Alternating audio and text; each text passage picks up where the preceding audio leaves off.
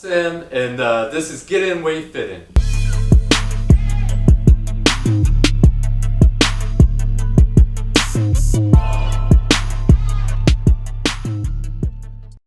Yo, what's good? I'm Kente with Get In Where You Fit In. I'm with Sam, the obstacle course monster. Sam, No doubt. what's good, man? Hey man, it's all good. Alright. Tell me about these obstacle courses. What got you into it, and when was your first obstacle course? So last year, I started out after back surgery, just wanting to get back active. And in January last year, in 2018, I weighed 250 pounds, 251, somewhere around there. And I just decided that, I wanted to lose weight and just get fitter and healthier. And part of that journey started with actually stop smoking cigarettes. And I wanted to run again. I hadn't been able to run in 10 years, and I used to be pretty good running, and just even a short distance or whatever, and I wanted to run again. And so that was inspiration to stop like cigarettes and all that, just get healthier, lose weight. February 2018, I was cleared to go start working out. So I started working out February 5th of 2018 in the gym, just real light stuff. I mean, I could do maybe a couple push-ups, no pull-ups. I couldn't even do a body weight like just dead hang for 10 seconds. My left hand would release, and but one of the first things I wanted to do was hold myself accountable to some idea and plan. And I started looking up like mud runs. I remembered one that I saw on YouTube, and I thought of like a 5K race. I thought of this, I thought of that, and then the coolest thing that was an obstacle course. Man, it seemed fun, and so yeah, I went and I went online and I found one, but I had nobody to train with. So I started training myself. I felt clueless. The one I found actually took either a team of 2 or a team of 4, and it was here in South Carolina. So I was at Planet Fitness, and I asked some of the people who worked there if they knew anybody in the gym who did any of these races, and they were like, yeah, we know some people. And so they hooked me up with somebody who looked like a crazy CrossFitter woman. Like, oh God, no. And then so I talked to her, and she was friendly and everything, got me hooked up with the group and everybody. And I showed up to a run and started training with them. And it was a good group, a community of people, mostly veterans, that train together and do this. So I couldn't have been more fortunate with ending up with a group of people. I mean, I still train with them, still motivate, team no surrender, and we still go do these OCRs together. So, I got with them and I started just, training, and, they helped support me in everything in every way. And I had 3 months though to get ready for it. And then I show up, and I was prepared for a 5K race. That's what I thought I was into. And it was 10K, so that twice the distance was like, ooh. It's like, okay, I've done some runs of that distance, but not a whole lot. A lot of the things I trained on was a lot shorter. In that 3 months, I was able to go from about 250 pounds down to almost 220. 220. I went and did that first Savage race, and I finished. And I mean, I felt a lot of obstacles due to my grip, especially on my left hand, with the issues I've got there with nerve damage and problems. But it was such a rewarding thing to overcome, like to be able to get out there and to be able not only to run, but I passed people on the way. And I mean, it isn't like it's about pride or bragging. Coming from been on a walker and on a cane for so many years, and being overweight and smoking the cigarettes, that was overall just, I kept going the whole way.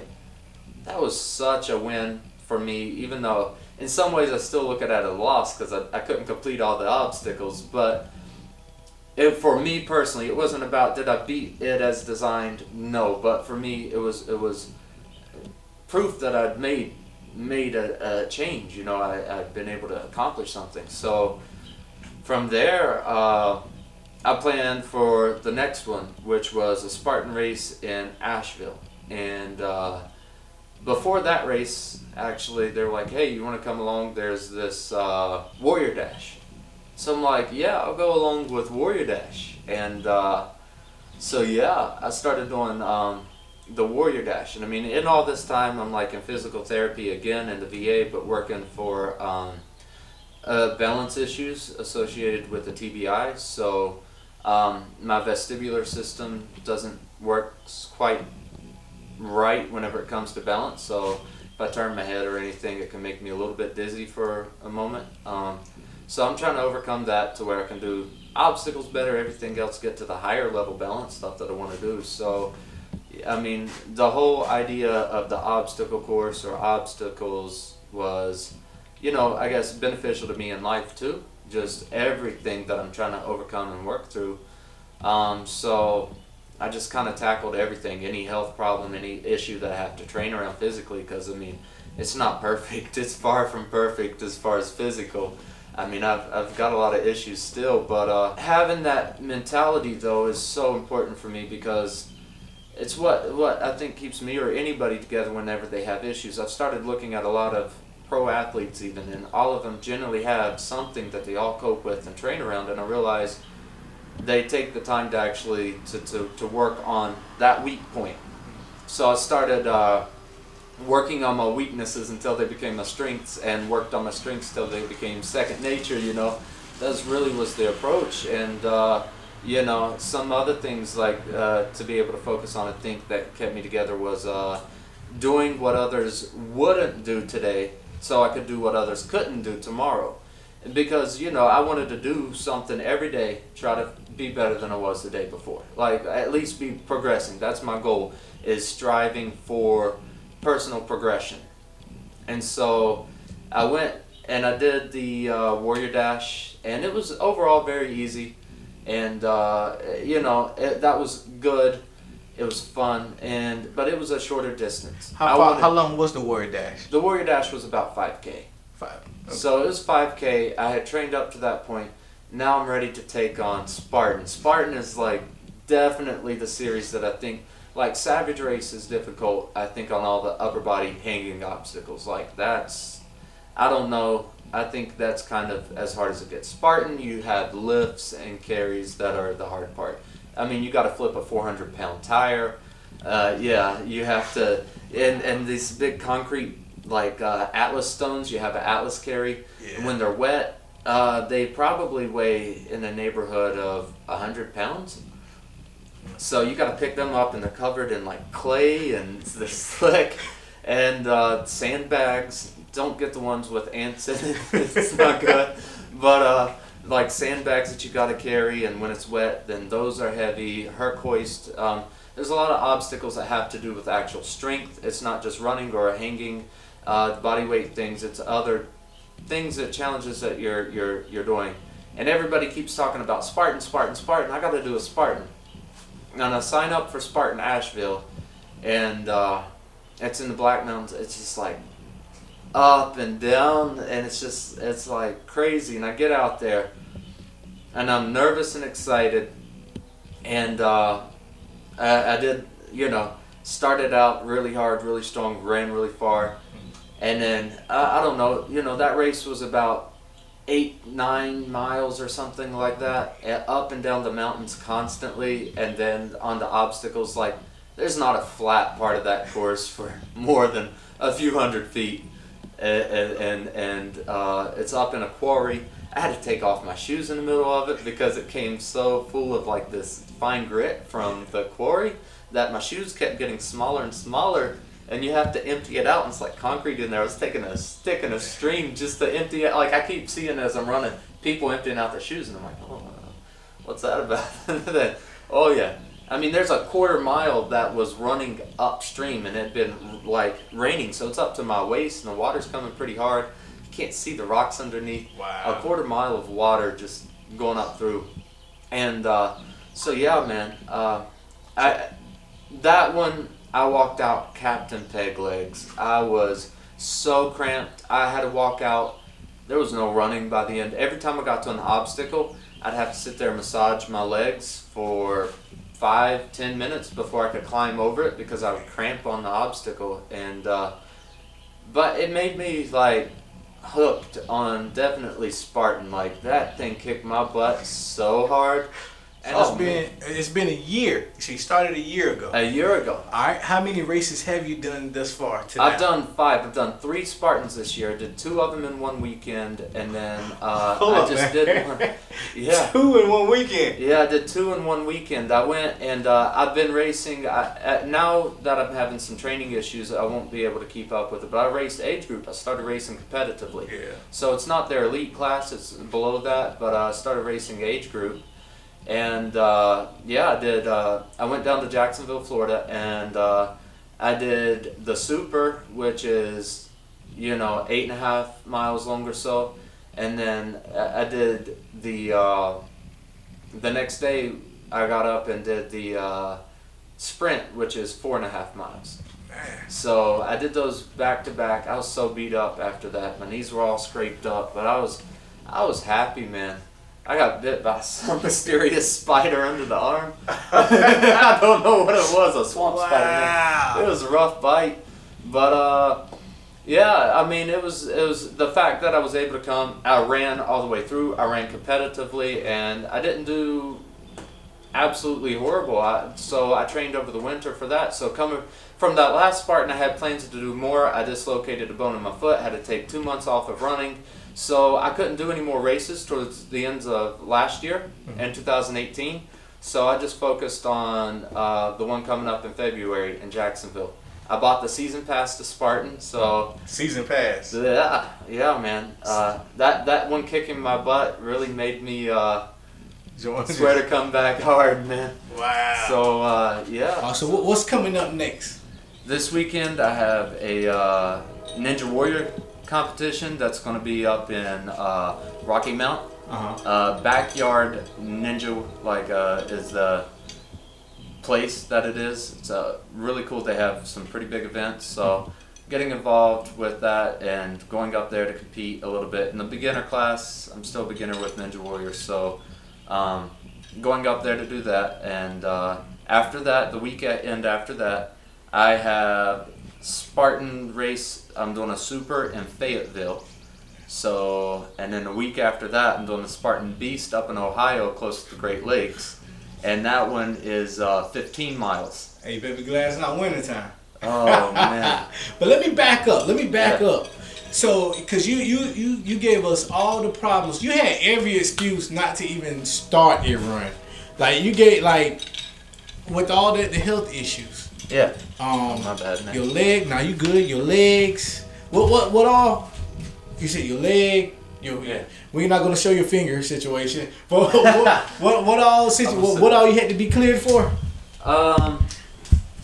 Man, I've got issues with my left hip, and I'm not sure what's going on, but I'm having some rotation issues and stuff like that. So I probably need to get that checked out further. But I'm having some issues there. I've got a lot of problems with my left ankle with torn tendons that can't be repaired at this point, and I mean they're not major, but they're still would have been nice to have. And then fingers, I've got a lot of issues that I've broken and had several fingers that's been pinned back together, and this one's been broken 5 times. Nerve damage in this arm and hand. This shoulder has issues. That's pretty bad. I've got rods and screws in my back, and just other than that, I've got psoriatic arthritis. Yeah. So with that said, you have enough of excuses not to even start a race, but you go out there and you do it. What do you think will drive people to what? How should I say? I'm probably end up editing this part to get to the races. I'm trying to say. All right, but what do you see the people who got? Just work on. Don't limit yourself on how far you can go. It isn't like you don't want to have a goal. If your goal is getting better than you are today, every day, and all you're doing is trying to focus on becoming better. Almost anybody can be better than where they're at in a situation. And I think if a person can get a hold of that concept, don't limit themselves, and can just work on that, then you'll start seeing what you're capable of. I mean, looking at what other people are capable of is it's good, but it's not the same as knowing what you're capable of. And I mean, once you hit a problem that somebody else has sorted out, it can be defeating, because I mean, the truth is you're not that person, and that thought's gonna occur to you that somehow your situation's different, and it probably is, in some degree, some way, but just work on it. Train around your issue. I mean, it's train if you've got a bum knee. Train the ankle to be more supportive of your knee, to your hip to be more supportive of the knee, and make sure that you're doing everything else. I mean, if you're running, look at all the running form videos, and chances are you'll find out something that's contributing to your knee issues. And I mean, I'm still watching running form videos. I'm still trying to video my own running form, which is hard. I have to run past my camera and then try to slow down the footage. But I mean,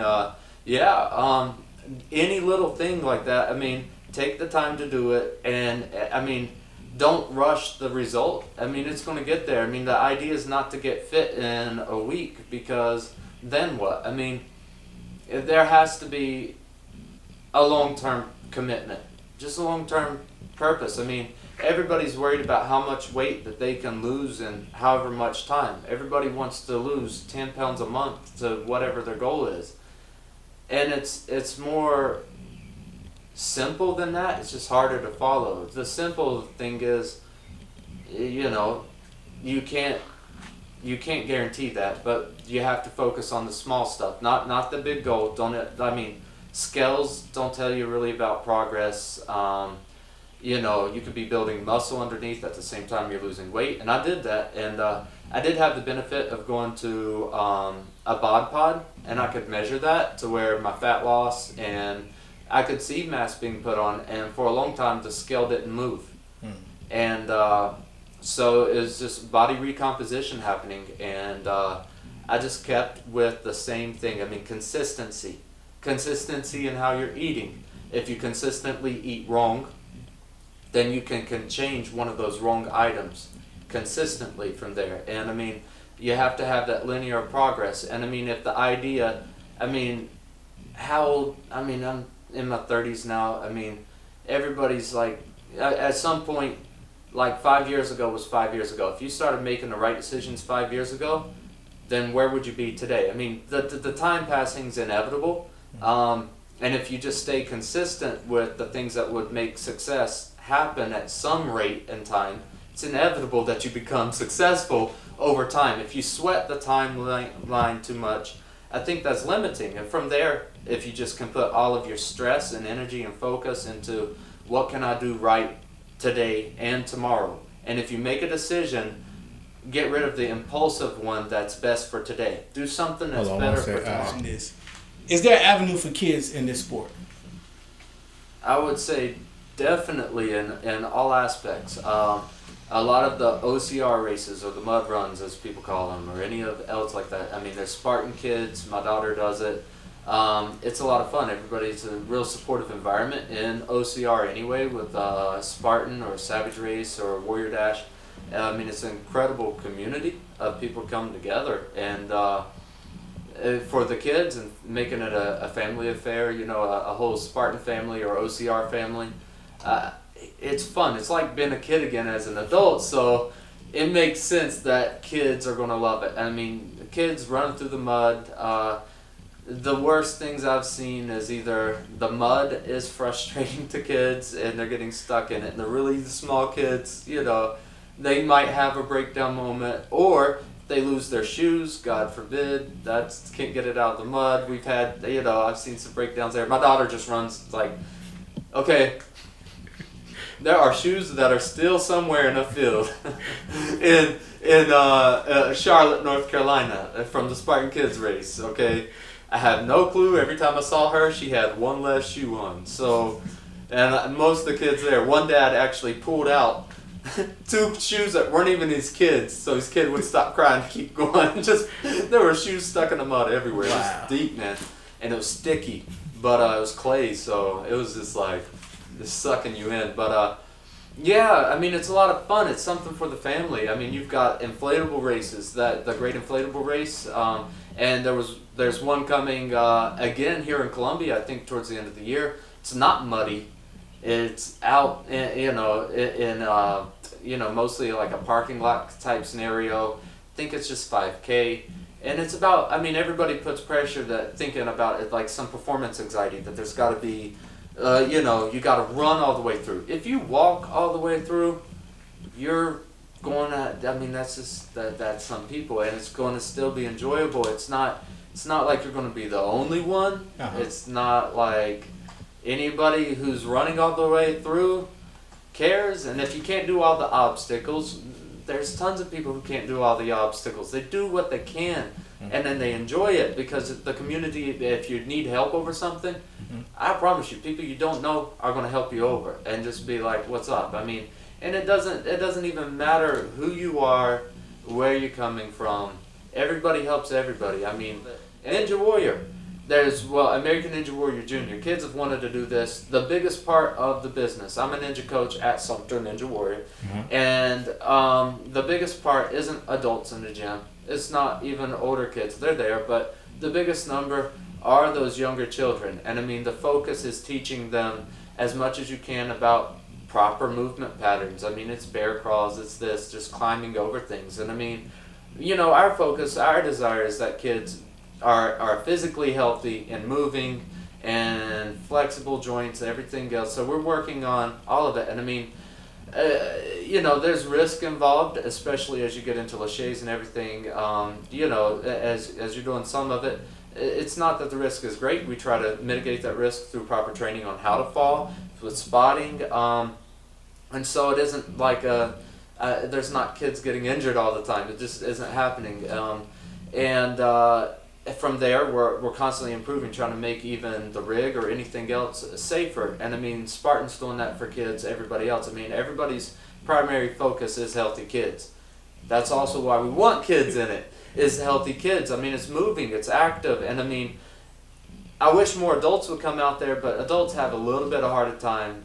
They feel silly, like they look foolish, especially if they can't do something. You have to be a kid. It's enjoyable though if you get in a mindset that you got to be able to laugh at yourself for the things you can't do, and then your kid gets up there and does it. You got to be a kid again, and kids stay moving, kids stay healthy, kids are active, and that's good for anybody. For kids, get them out doing something at least active. I mean, it isn't like video games aren't fun. I love video games, and it isn't that creativity can't be there, enjoyment can't be there. But it's not. I mean, it's going to take that commitment.